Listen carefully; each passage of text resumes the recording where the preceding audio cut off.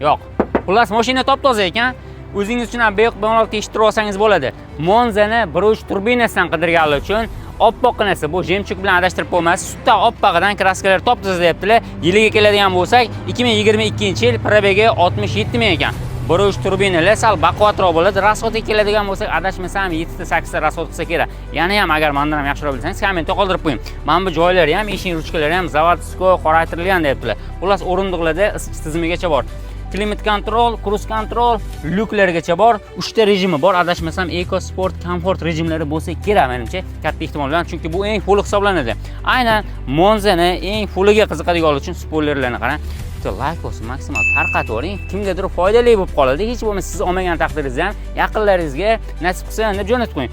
Aynan siz uchun Namanganni kuzatuvchilar uchun 14300 bo'lsa beraveraman deyaptilar. Narx qimmatmi, arzonmi? Kommentda ham qoldirib, mabodo ma'qul keladigan bo'lsa kontaktlarni pastda qoldirib qo'yamiz. Bemalol telefon qilib barakalashsangiz bo'ladi.